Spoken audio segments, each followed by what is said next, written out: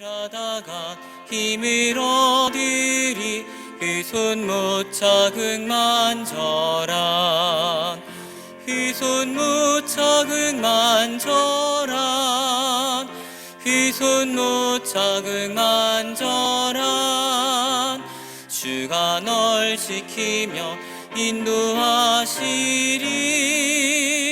그 손 못 자극 만져란 내가 어둠 속을 걸어갈 때에 그 손 못 자극 만져란 주가 참 평안을 내게 주시리 그 손 못 자극 만져란 그 손 못 자극 만져란 그 손 못 자극 만져란 주가 널 지키며 인도하시리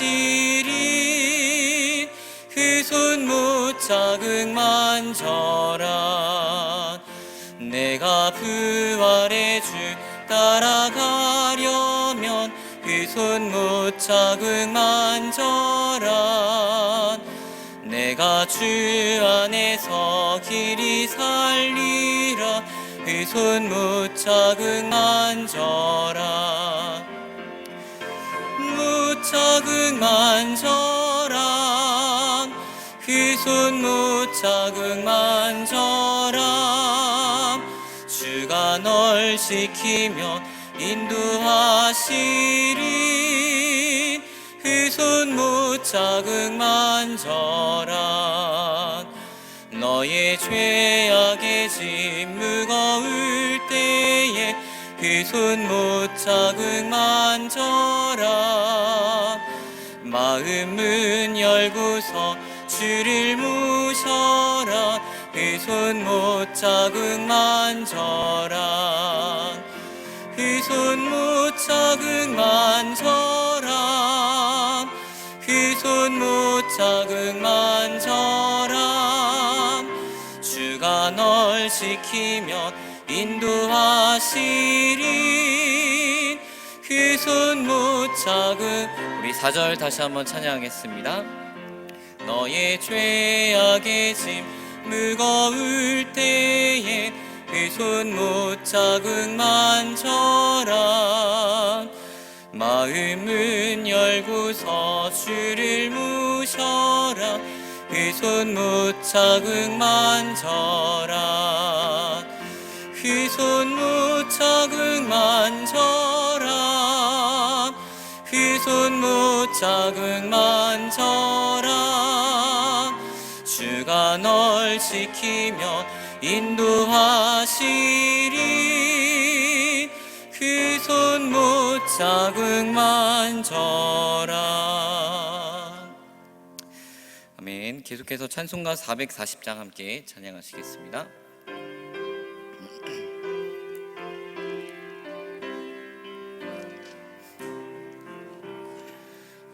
어디든지 예수 나를 이끌면 어디든지 예수 함께 가려네 예수 함께 아니 가면 낙없고 예수님과 동행하면 겁없네 어디를 가든지 겁낼 것 없네 어디든지 예수 함께 가려네 세상 친구 모두 나를 떠나도 주와 동행하면 외로움 없겠네 여는 길이 위태하고 험해도 어디든지 예수 함께 가려네 어디를 가든지 겁낼 것 없네 어디든지 예수 함께 가려네 어두운 그늘 나를 애워쌀 때에 주가 함께 계심 믿고 자려네. 죽은 후에 천국에서 깨어나 예수와 함께 길이 살리라.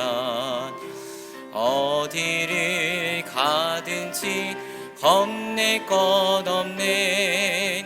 어디든지 예수와 함께. 우리 다시 한번 1절부터 찬양하겠습니다.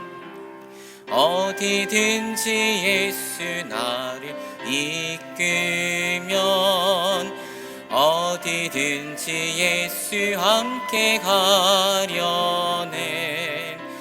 예수 함께 아니 가면 낙없고 예수님과 동행하면 겁 없네. 어디를 가든지 겁낼 것 없네. 어디든지 예수 함께 가려네. 세상 친구 모두 나를 떠나도 주와 동행하면 외로움 없겠네. 가는 길이 위태하고 험해도 어디든지 예수 함께 가려네. 어디를 가든지 겁낼 것 없네. 어디든지 예수 함께 가려네. 어두운 그늘 나를 애쌀 때엔 주가 함께 계심 믿고 자려네. 죽은 후에 천국에서 깨어나 예수와 함께 길이 살리라. 어디를 가든지 겁낼 것 없네. 어디든지 예수 함께. 우리 3절로 다시 한번 찬양합니다. 어두운 그늘 나를 애워쌀 때엔 주가 함께 계심 믿고 자려네. 죽은 후에 천국에서 깨어나 예수와 함께 길이 살리라.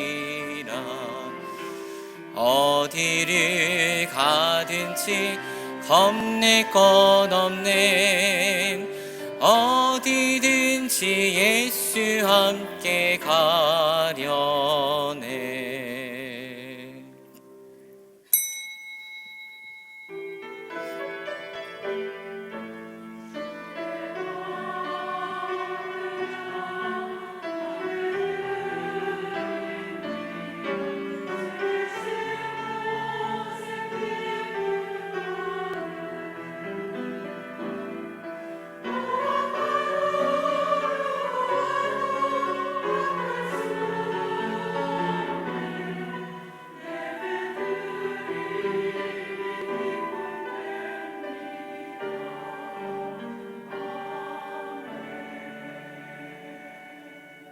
사랑과 은혜가 풍성하신 하나님 감사합니다.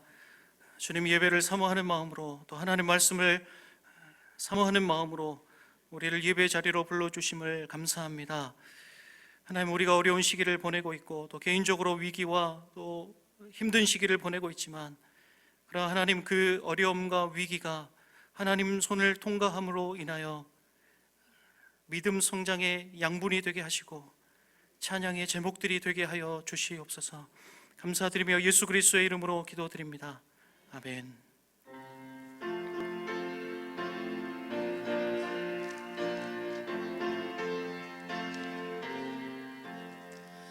천지에 있는 이름 중 귀하고 높은 이름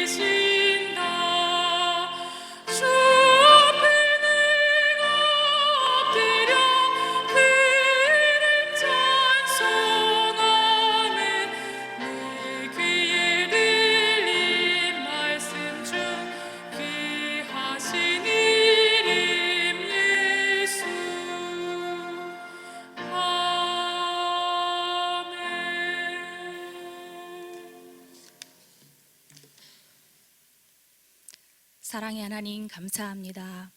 오늘도 주님의 임재 가운데 동행하여 주시고 이 저녁 자격 없는 저희들을 사랑하여 주시고 하나님의 자녀 되게 하시어 주님 전에 나와 예배하게 하심을 더욱 감사드립니다. 하늘에 속한 자로 보이는 세상이 아닌 보이지 않는 하나님께 집중하게 하시고 말씀을 통하여 삶과 인격과 속사람이 달라지는 은총을 더하여 주시옵소서. 코로나로 또는 육체적인 연약함으로 물질로 관계로 어려움을 겪고 있는 가운데 있습니다. 이 어려운 문제 가운데 있지만 문제를 알되 하나님의 일하심을 보게 하시고 문제가 해결되기 전에 먼저 감사로 나아가는 모든 성도님들 되게 하여 주시옵소서. 세관교회를 사랑하시는 주님, 여기까지 인도하심을 감사드립니다. 구원의 방주 역할을 잘 감당하게 하시고 사랑을 전하며 주님 영광 드러내는 교회 되게 하시고 유창진 담임 목사님 영육간의 강건함으로 늘 함께 하시고 메마른 양떼들을 푸른 추장으로 인도하시기에 부족함이 없게 하여 주시옵소서. 50주년을 맞이하여 우리를 사랑하시는 하나님은 이 어려운 환경 가운데 이루고자 하시는 뜻을 깨달아 이웃사랑 실천으로 힘을 모으고자 합니다. 기쁨으로 참여하게 하시고 섬김과 베품과 감사가 더하여지는 교회와 가정 되게 하여 주시옵소서. 나라를 위해 기도합니다. 대통령과 위정자들이 하나님을 두려워하고 경외하게 하시어 백성들을 사랑하는 마음으로 서로 협력하여 이 나라를 잘 다스려 나아가는 지도자들 되게 하여 주시옵소서. 이 시간 박주현 목사님 말씀 전하십니다. 하나님의 말씀을 대언하실 때 성령님께서 함께 하시고 맡은 사역 잘 감당하여 충성된 종으로 쓰임받게 하여 주시옵소서. 에베네셀 찬양대 하나님께 찬양으로 영광 돌려드립니다. 대원들의 삶을 축복하시고 삶이 찬양이 되게 하여 주시옵소서. 모든 말씀 예수님의 이름으로 기도드립니다. 아멘.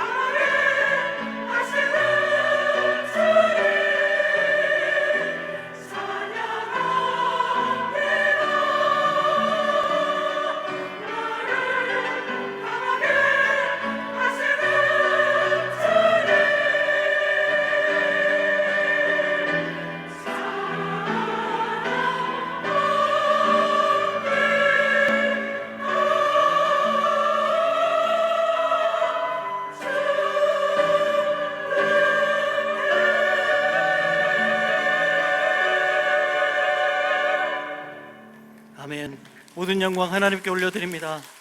귀한 찬양해 주신 에베네셀 찬양대 감사드립니다. 오늘 함께 보실 성경 말씀은 레위기 24장 10절에서 16절 말씀입니다.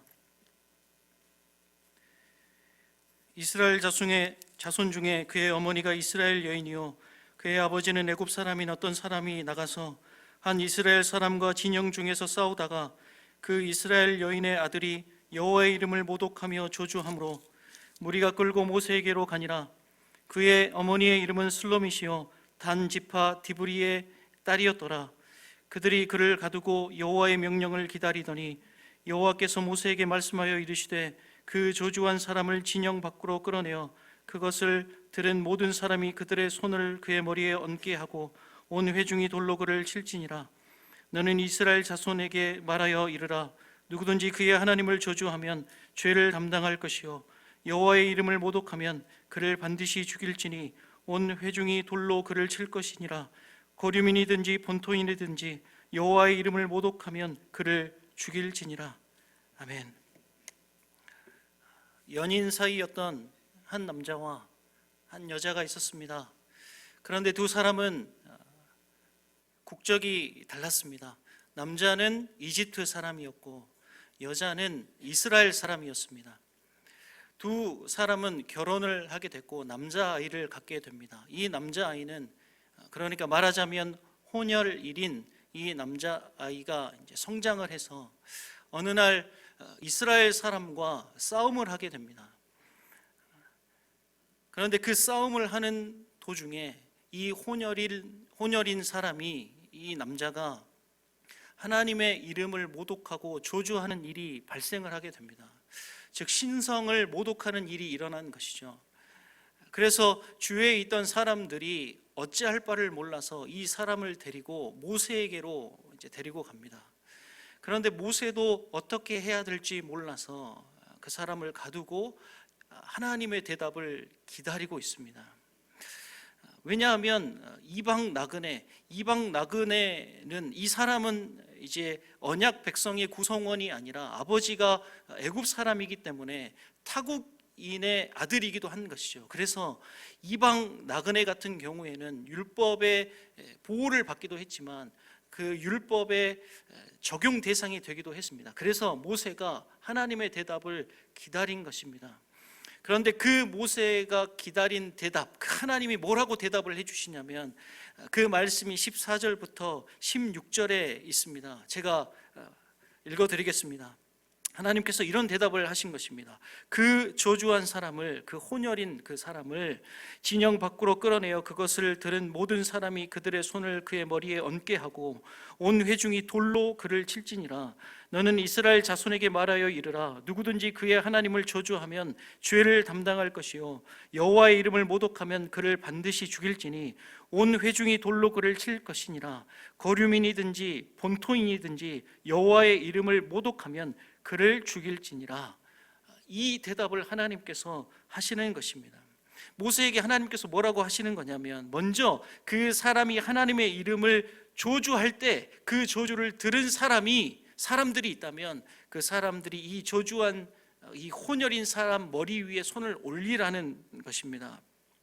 머리를 얹는다는 것은 자신을 그 사람과 동일시하는 행동입니다. 그래서 자신을 그 사람과 동일시해서 신성 모독자의 말을 들어서 발생하게 되는 그 죄의 오염, 그 죄책을 신성 모독자에게 다시 되돌리는 것입니다. 그리고 나서 이제 온 회중이 돌로 쳐서 그 신성 모독한 사람을 죽이게 되는 것이죠. 돌로 쳐서 죽이는 것입니다.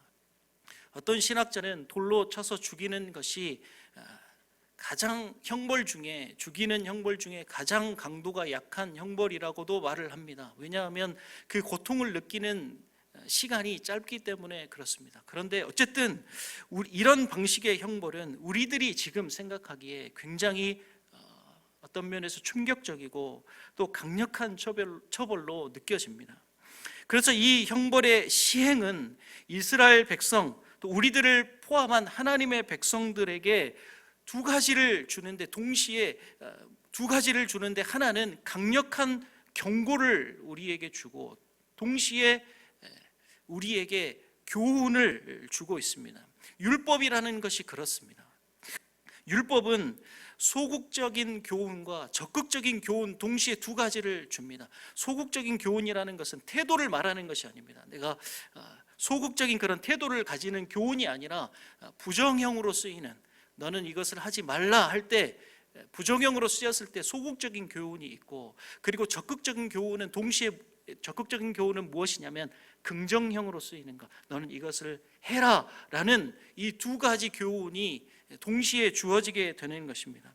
그러니까 여기에 나오는 소극적인 교훈은 무엇이냐면 하나님의 이름을 저주하거나 모독하지 말아라 라는 소극적인 교훈이 한 가지가 있고, 또 반대로 그 말은 무엇이냐면, 적극적인 교훈은 무엇이냐면 하나님의 이름을 찬양하고 하나님의 이름을 높이고 그 하나님의 이름을 영광을 올려드리라 라는 적극적인 교훈이 함께 가는 것입니다.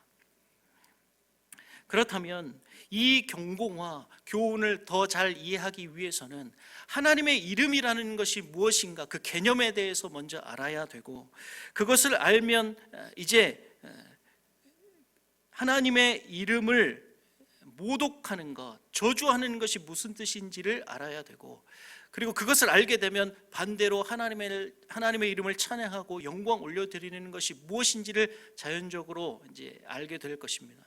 그리고 이 개념들을 이제 이해한 다음에 이제 우리의 삶 가운데 실제적으로 나는 그렇다면 어떻게 할 것인가 적용을 해야 되겠죠. 그 당시에는 돌로 쳐 죽였다. 그렇다면 이제 내가 살아가는 나의 삶 속에 어떻게 이 말씀을 적용할 것인가, 이 적용점을 찾아보고 말씀을 마치려고 합니다. 먼저 하나님의 이름이 무엇인지에 대해서 살펴보려고 합니다. 성경은 이제 이름이라는 것에 대해서 좀 생각을 해야 되는데, 아담이 그랬던 것처럼 사람은 태어나서 언어를 배우면서 사물의 이름을 알아가기 시작합니다. 그리고 사물의 이름을 알아가기 시작하면서 우리가 사는 세상을 배워가게 됩니다. 언어를 통해 이름을 붙이고 그것을 부르면서 우리 사람의 의식 속에서 그 이름을 부르면서 그 실체를 인식하게 됩니다. 그래서 이름이라는 것은 단순하게 호칭, 그 사람을 명명하는 호칭 정도가 아니라 그 사람의 인격, 그 사람의 실체, 본질을 의미하는 것입니다. 그래서 하나님께서 천지를 창조하실 때 아담에게 주신 첫 번째 명령이 무엇입니까? 이름을 짓게 하셨잖아요. 이름을 부여하는 것입니다. 이름이 부여되는 대로 그것은 그 이름대로 실체가 되는 것입니다. 그러니까 이름은 그 존재와 인격을 드러내는 중요한 요소 중에 하나가 되는 것이죠. 그래서 성경에서는 하나님의 이름을 우리에게 알려주십니다. 여러분, 신앙은 하나님께서 어떤 분인지를 명확하게 아는 것, 더 정확하게 이야기하자면 그분을 올바르게 아는 것에서부터 시작합니다. 그래서 출애굽기 3장에 모세가 하나님의 부름을 받고 하나님의 그 일들을 감당하게 될 때, 그때 모세가 이제 이집트로 보냄을 받고 거기에 하나님의 놀라운 구원 계획을 이루어 가시는데, 모세를 통해 그 앞에 먼저 확인하려고 했던 것이 무엇입니까? 하나님의 이름이죠. 거기서부터 시작인 것입니다. 거기서부터 신앙과 삶과 예배와 사명과 우리들이 개인적으로 가지고 있는 소명과 우리들의 하나님의 백성으로 살아가야 할 마땅한 그 반응이 거기서부터 시작되는 것입니다. 그래서 하나님께서 모세에게 이름을 알려주시죠. 나는 스스로 있는 자이다. 하나님께서 자신의 이름을 알려주시면서 하나님의 주 되심, 이 온 천지 만물의 주 되심, 하나님의 무한하심, 하나님의 그 무엇에서도 제한받지 않는 그 무한한 능력을 가지신 하나님의 전능하신 모든 것을 하실 수 있을 뿐만 아니라 전지하신 모든 것을 아시는 분이라는 것을 그 이름을 통해 알려주신 것입니다. 거기서부터 모세를 사용하셔서 이스라엘 백성들을 출애굽하시는 하나님의 역사가 시작되는 것이죠. 여러분, 오늘 본문에 나온 하나님의 이름을 저주하지 말라는 말씀에 모태가 되는 말씀이 있습니다. 그것이 무엇이냐면 바로 십계명, 십계명 중에 제 3계명입니다. 우리 출애굽기 20장 7절 말씀을 다 같이 한번 읽어보겠습니다. 시작. 너는 내 하나님 여호와의 이름을 망령되게 부르지 말라. 여호와는 그의 이름을 망령되게 부르는 자를 죄 없다 하지 아니하리라. 오늘 본문의 상황과 똑같은 말씀입니다. 이름을 망령되게 부르고 그러면 죄 없다 하지 아니하리라. 하나님의 이름을 저주하고 모독할 때 그에게 돌로 치는 죄값을 물게 되는 것이죠. 출애굽기 20장 2절 3절 말씀, 그러니까 이 10계명 3계명이 나오기 전에 그 앞에 먼저 전제되어야 될 계명이 있습니다. 그것이 무엇이냐면 2절 3절인데 제가 읽어드리겠습니다. 나는 너를 애굽 땅 종 되었던 집에서 인도하여 낸 내 하나님 여호와니라. 너는 나 외에는 다른 신들을 내게 두지 말라. 이 말씀이 먼저 있어야 되는 것입니다. 그러니까 말하자면 1계명이 하나님이 어떤 분이신지를 또 오늘 본문에 비춰 생각해 보자면 하나님의 이름에 대한 인식, 그것에 대한 것을 알고 난 다음에 그 다음에 거기에서 나오는 반응이 무엇이냐면 2계명 3계명에서 그 이름을 아는 자들이 이제 어떻게 살아야 되고 어떻게 예배해야 되고 어떤 반응을 보여야 되고 어떻게 하나님의 이름을 가지고 살아야 되는지를 알려주시는 것입니다. 주기도문도 마찬가지입니다.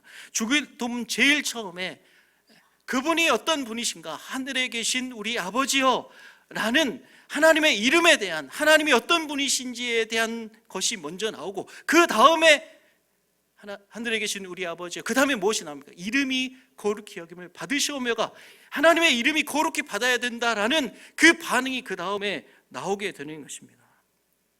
하나님의 이름을 망령되게 부르지 말라는 부정형으로 표현된 이 소극적인 명령을 예수님께서 이제 긍정형으로 바꾸신 것이죠. 여호와의 하나님의 이름을 거룩히 여김을 받으시옵소서라고 긍정형, 적극적인 명령으로, 교훈으로 바꾸신 것이죠. 그러니까 이름이 거룩히 여김을 받으시오며 하나님의 이름을 알고 올바르게 알면 그대로 살게 되어 있는 것입니다.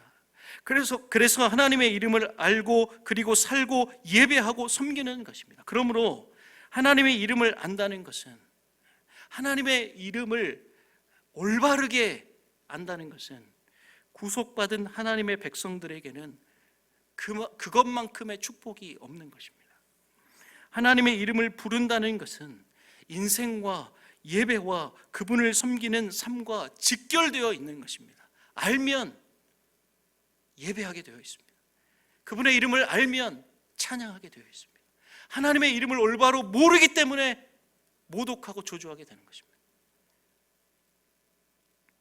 그래서 신학과 윤리학을 동시에 이제 연구하는 한 신학자가 있는데, 스탠리 하우어워스라는 신학자가 있는데 그분이 이런 이야기를 했습니다. 하나님의 이름을 안다는 것은 하나님으로부터 귀한 선물을 받았다는 뜻이며 그분의 이름을 바로 사용해야 할 책임을 가진다. 이것이 과거 어떤 특정한 시대의 사람들에게만 해당되는 내용이 아닙니다. 그래서 십계명이 언제 기록이 되었습니까? 출애굽기 20장에 기록되고 나중에 신명기 5장에 기록이 되죠. 출애굽기 20장은 이제 출애굽한 1세대들이 가나안 땅에는 못 들어가지만 이 광야 생활을 해 나가야 될 그 출애굽 1세대들에게 주어지는 말씀이었고, 이 신명기는 모압 광야에서 가나안 땅에 들어갈 출애굽 2세대들에게 주시는 하나님의, 세대가 다름에도 불구하고 하나님은 동일한 말씀을 주시는 것입니다. 동시에 신약 시대를 살아가는 우리들에게도 동일한 원리가 적용되는 것입니다. 구원받은 하나님의 백성들에게 계속해서 확인해야 될, 절대 지워지지 않도록 가슴에 새겨야 될 사랑의 계명이며 사랑의 말씀인 것입니다.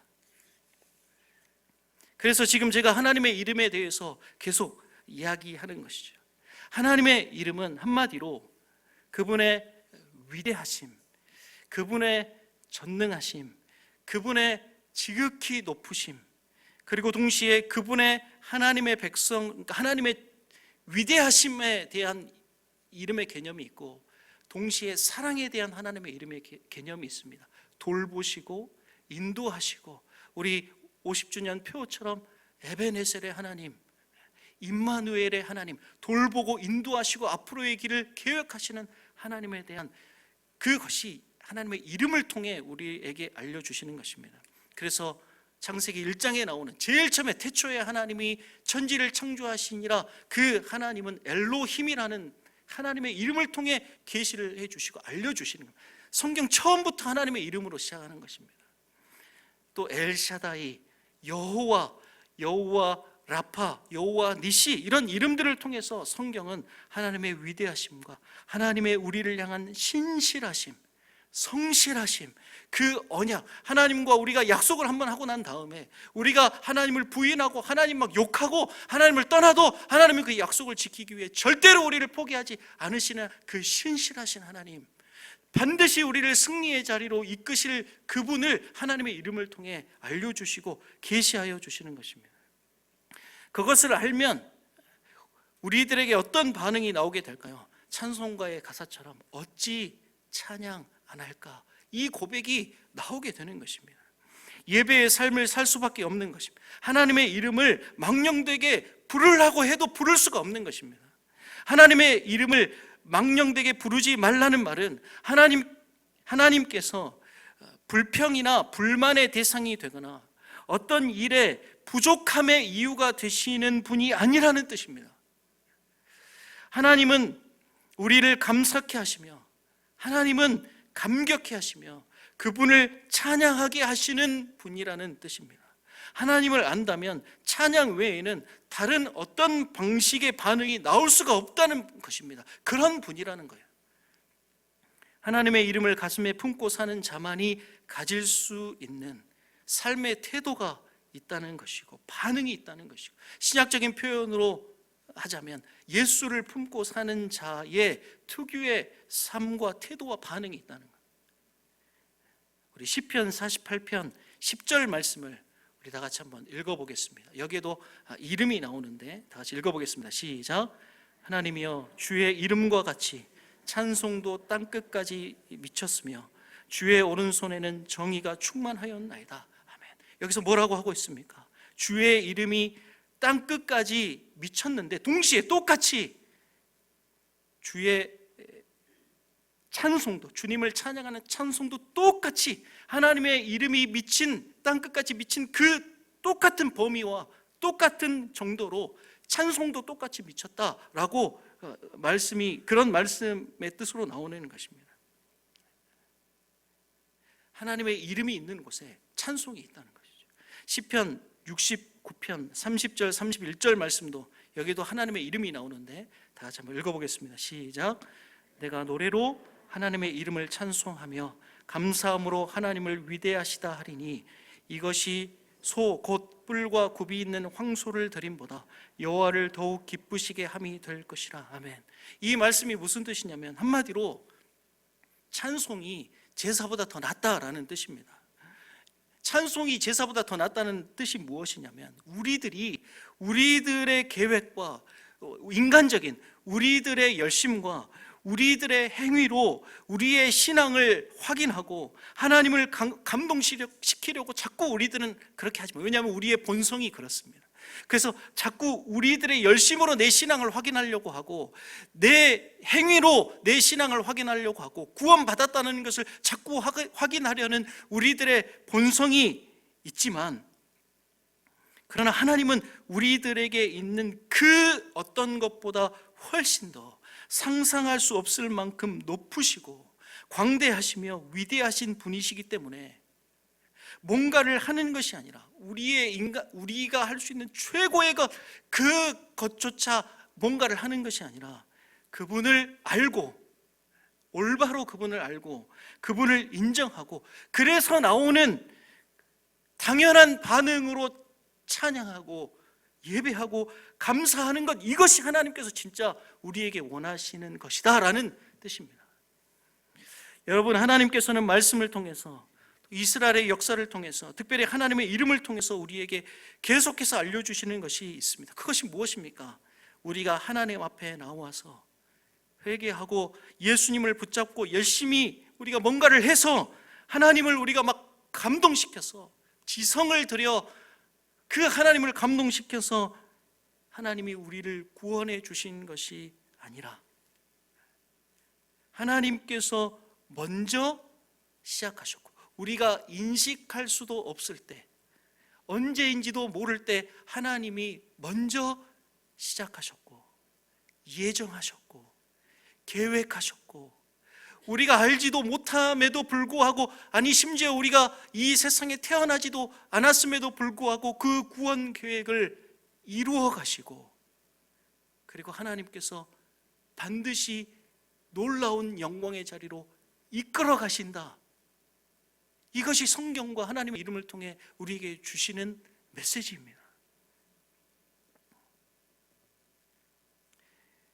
예수님께서 인간의 몸을 입고 이 땅에 오셨는데 우리가 요청해서 오신 것이 아닙니다. 우리는 요청하지 않으셨는데 그분이 인간의 몸을 입고 이 땅에 오신 거예요. 그리고 하나님의 계획과 하나님의 신실하심으로 인해 우리를 구원해 주신 것입니다. 우리의 노력이나 우리의 실력으로, 우리가 그때 아예 없을 수도 있는데 어떻게 우리가 어떤 노력을 하겠습니까? 우리의 것이 아니라, 우리가 뭔가를 해서 얻은 것이 아니라 전적으로 하나님께서 계획하셨고, 하나님께서 이루셨고, 하나님께서 성취하셨고, 하나님께서 주셨습니다. 이 내용이 우리가 잘 알고 있는 에베소서 1장의 내용입니다. 찬송하리로다. 3절부터 감옥 속에서 사도 바울이 찬송하리로다. 에베소서 1장 4절에서 6절 말씀 제가 읽어드리겠습니다. 곧 창세 전에 그리스도 안에서 우리를 택하사 우리로 사랑 안에서 그 앞에 거룩하고 흠이 없게 하시려고 그 기쁘신 뜻대로 우리를 예정하사 예수 그리스도로 말미암아 자기의 아들들이 되게 하셨으니, 이는 그가 사랑하시는 자 안에서 우리에게 거저 주시는 바 그의 은혜의 영광을 찬송하게 하려는 것이라. 그 하나님은 우리를 사랑하시는 분이십니다. 하나님의 이름을 통해 알려주신 것처럼 그분은 우리를 사랑하시는 분입니다.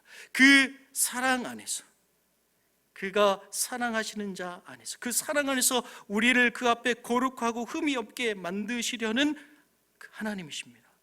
이 일이 예수 그리스도 안에서 이미 일어나서 우리로 하여금 그 은혜의 영광을 찬송하게 하시는 것입니다. 이미 창세 전에 예정되고 계획되고 또 그것이 반드시 이루어지는 약속이 되어 예수 그리스도로 말미암아 성취되는 그 구원, 우리들의 어떤 개념이나 인식 수준으로는 짐작조차 할 수 없는 위대하고 영광스러운 방식으로 주어진 그 구원의 영광, 영광으로밖에 표현할 수 없는 그 영광, 그 은혜의 영광에 대해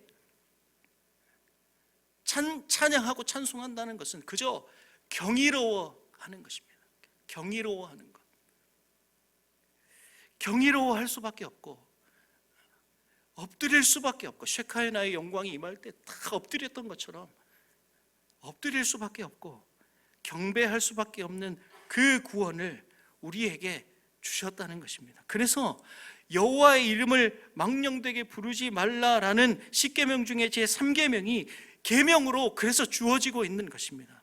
그런 맥락 속에서 오늘 본문에 나온 여호와의 이름을 저주하지 말라는 내용이 나오는 것이고, 그것이 연결되어 주기도문에 이름이 거룩히 여김을 받으시오며가 그래서 나오는 것입니다.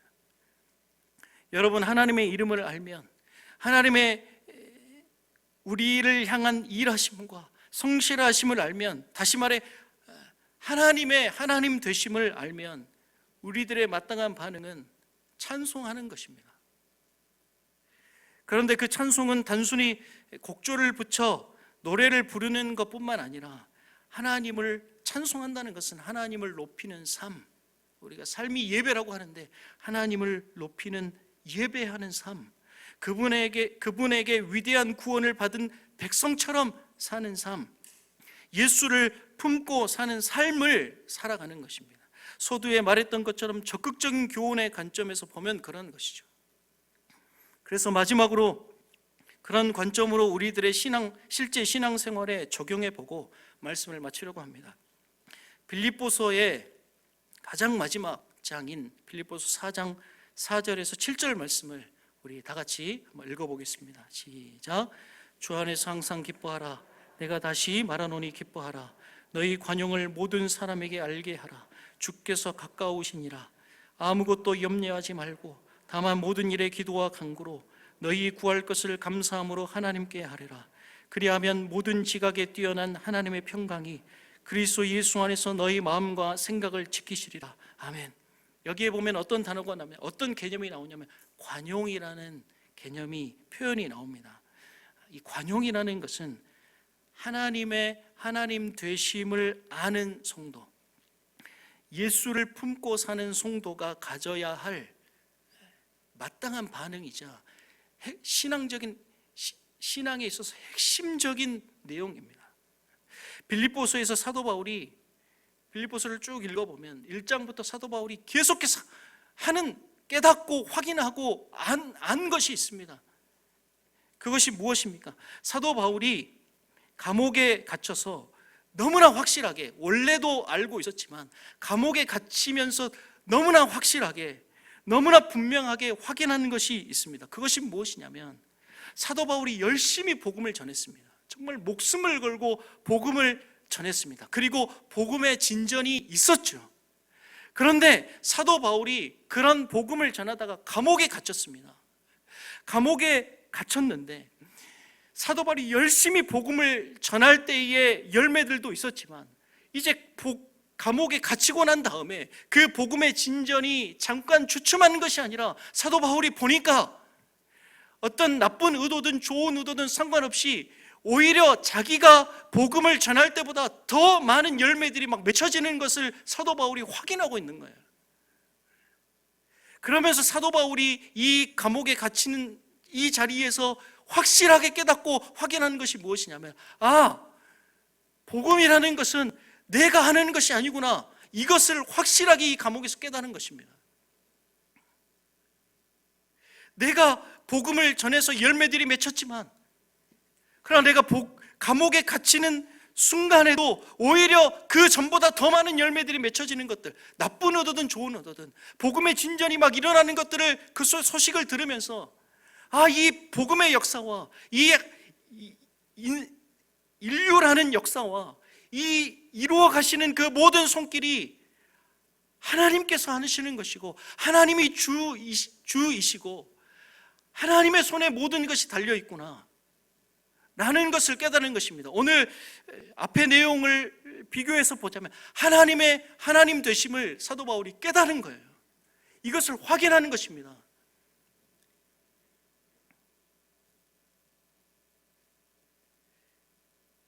그러니까 이 사도 바울이 그 빌립보서 이것을 확인하고 난 다음에 자꾸 빌립보서에서 하는 이야기가 무엇입니까?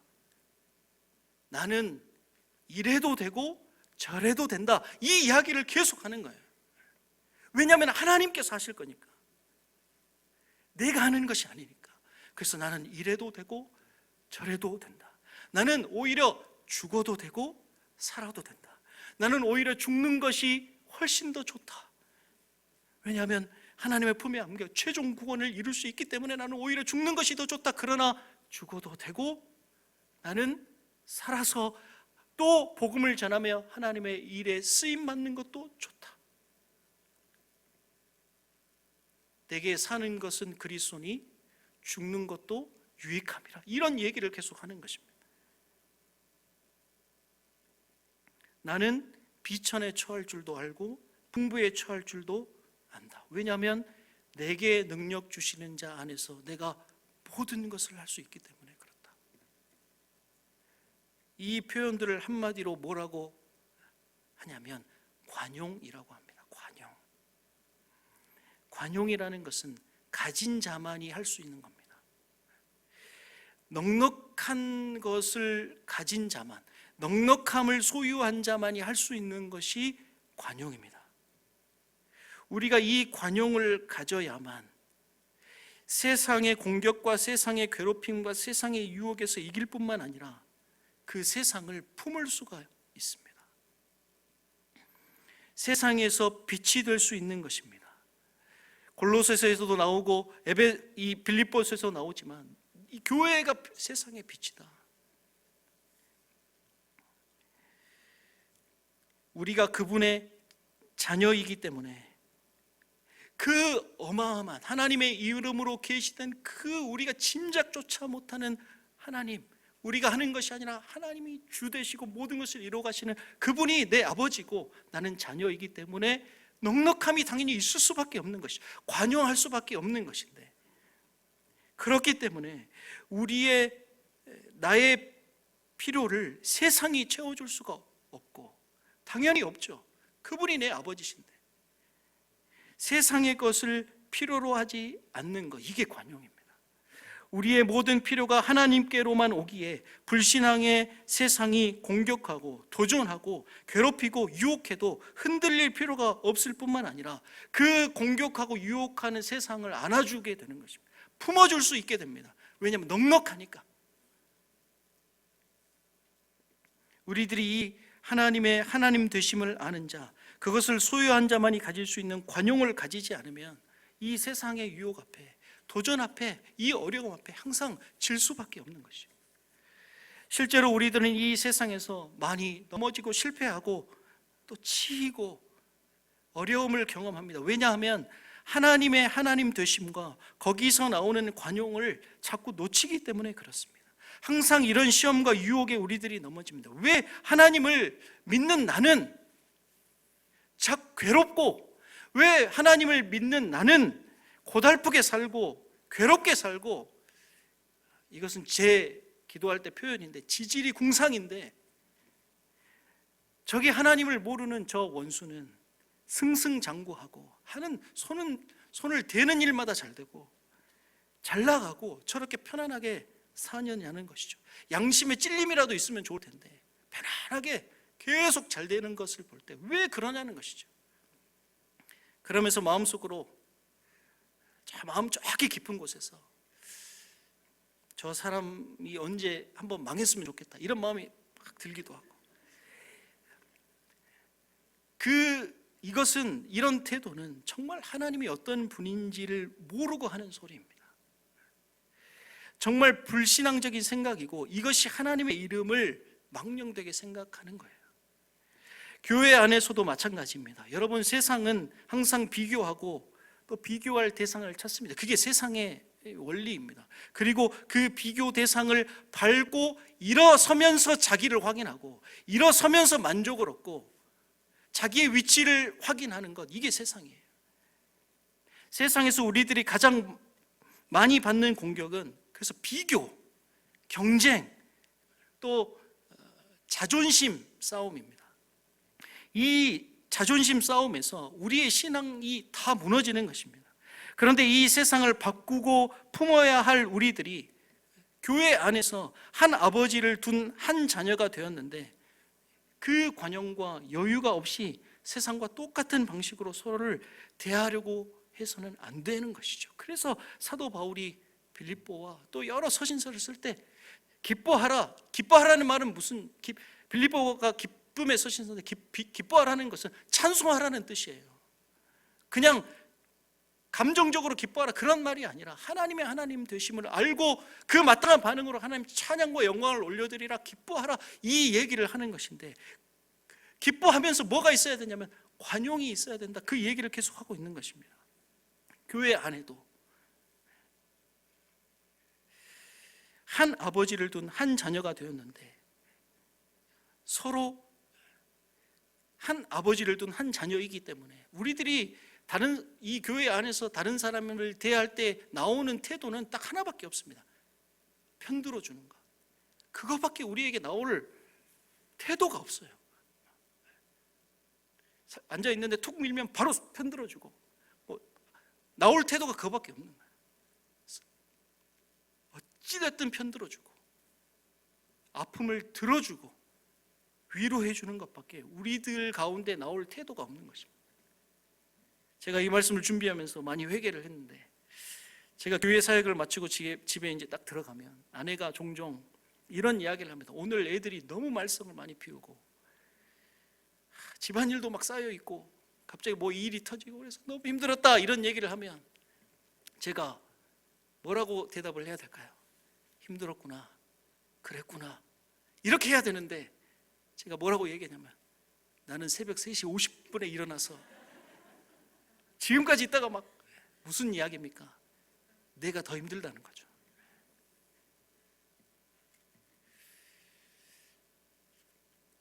나 힘들어 그러면 내가 더 힘들거든, 이렇게 반응하는 것입니다. 이게 우리의 본성이에요. 여러분은 그렇지 않습니까? 함께 대화를 나눌 때 내가 이런 일로 이렇게 힘들다 그러면 그래, 그렇게 편들어 주는 것밖에 없어요. 들어주고 위로해 주는 것밖에 우리에 나올 태도가 없어요. 왜냐하면 우리는 넉넉함이 있으니까, 관용이 있으니까.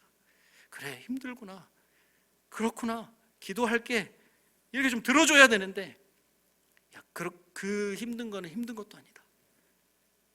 나는 이렇게 시작하면서, 때는 바야흐로 1972년 다 역사가 막, 자신의 역사가 막 나오면서 영담을 막, 신앙적인 영담을 서사시가 막, 신앙적인 간증과 은혜를 나누지 말라는 것이 아니라 다른 사람을 밟고 자신의 신앙을 확인하는 것을 하지 말라는 거예요. 다른 사람이 신앙적인 열매를 이야기하면 그냥 들어주고 잘했다 이야기하고, 하나님께서 너의 기도를 들어주시고 하나님께서 인도하여 주고 계시나 보다, 너무 감사하나, 이렇게 세워주면 참 좋을 텐데, 이렇게 밑으로 딱 쳐다보면서 신앙의 그 최고봉에 올라가 있는 그 어떤 현자의 눈빛으로 이렇게 딱 쳐다보면서, 너가 받은 은혜는 은혜 축에도 못 낀다 하면서 자기 이야기를 막 하는 것이, 그것은 신앙적인 모습이 아닙니다. 하나님의 하나님 되심을 확인한 사람의 여유와 관용이 없는 것입니다. 하나님을 세상의 수준으로 끌어내리지 마십시오. 하나님을 모독하지 마십시오. 하나님은 그런 분이 절대 아니십니다. 하나님은 찬송받기에 합당하신 분이십니다. 찬송 외에는 다른 그 어떤 것으로 그분의 이름을 언급할 수도 없고 부를 수도 없는 존재이십니다. 여러분들이 그렇게 하나님의 하나님 되심을 인정할 수밖에 없는 것은 우리가 그분의 인도하심과 보호하심으로 인해서 우리의 어떤 소원이나 인간적인 모습의 욕심까지도 훨씬 뛰어넘는 기쁨과 만족과 영광 속에 우리들이 있음을 알기 때문입니다. 또한 언약의 하나님, 약속의 하나님께서 우리가 상상할 수도 없는 최고의 자리, 승리와 영광의 자리로 인도하고 계시다는 사실을 매일 확인할 수 있기 때문에 그렇습니다. 다들 각자 사연이 있고 고민이 있고 녹록치 않는 삶의 여정과 무게가 있고 지금도 쉽지 않은 시간을 보내고 계시겠지만, 이것이 우리의 신앙이 되고 우리의 자랑이 되어서 넉넉한 하나님의 사람으로 사는 기쁨을 누리시는 여러분의 삶이 하나님의 이름을 높이는 삶이 되는 저와 여러분들이 되기를 간절히 소원합니다. 기도하시겠습니다. 사랑과 은혜가 풍성하신 하나님, 우리들은 아무리 주님을 높여드리고 아무리 무엇인가를 주님께 하려고 하고 주님의 마음을 감동하게 하려고 한다 할지라도 내 속에서, 나의 것에서 나오는 것들은 다 변하고 한계가 주어지고 결국에는 아무것도 아닌 것임을 우리의 신앙으로 고백합니다. 우리가 주님 앞에 나아갈 때 먼저 하나님의 하나님 되심을 알고 나오는 그 반응으로 하나님께 나아가게 하시고, 그것을 아는 자의 관용과 여유로 나를 공격하는 세상을 오히려 품고 끌어안아주고 눈물을 흘리고 기도하는, 마치 예수님처럼 그렇게 살아가는, 그래서 세상에 빛이 되는, 세상과 다른 주님의 이름을 높여드리는 공동체가 될 수 있도록, 우리들의 삶이 될 수 있도록 인도하여 주시옵소서. 감사드리며 예수 그리스도의 이름으로 기도드립니다. 아멘.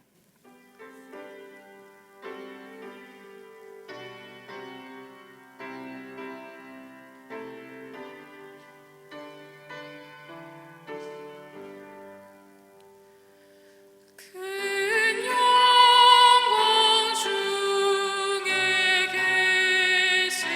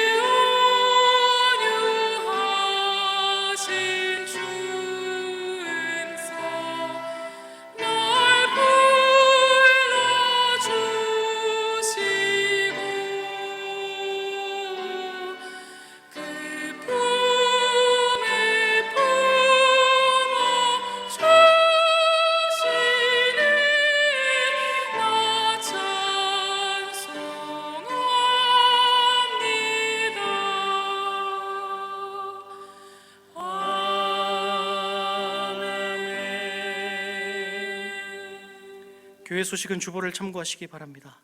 이제는 우리 주 예수 그리스도의 은혜와 하나님의 사랑과 성령의 교통하심이 하나님의 하나님 되심을 알고 그 안자답게 이 세상에서 또 교회 공동체 안에서 관용과 여유로 모든 사람을 품어주고 안아주고 함께 울고 웃는 그 영광을 드러내기를 소원하는 모든 세관계 성도들의 머리 위와 이 나라와 이 민족과 조국교회와 동력 땅 위에 이제로부터 영원토록 함께 있을지어다. 아멘.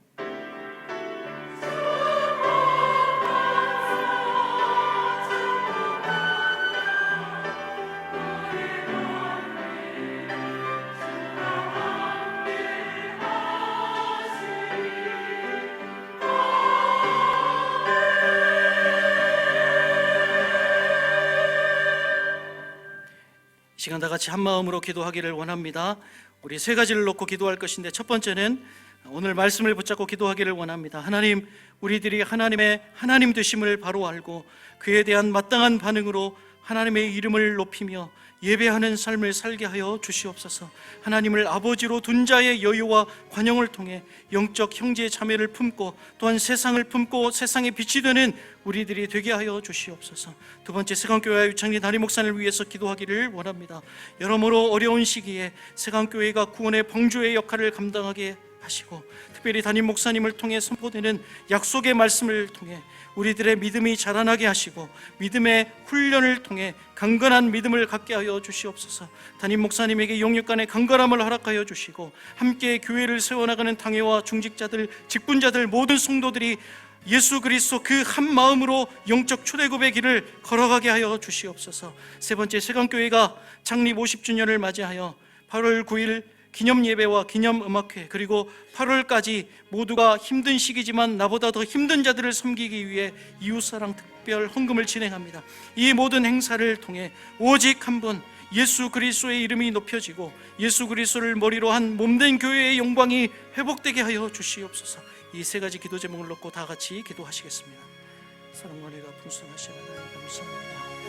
하나님, 우리가 하나님 어떤 존재, 어떤 자리에, 어떤 위치에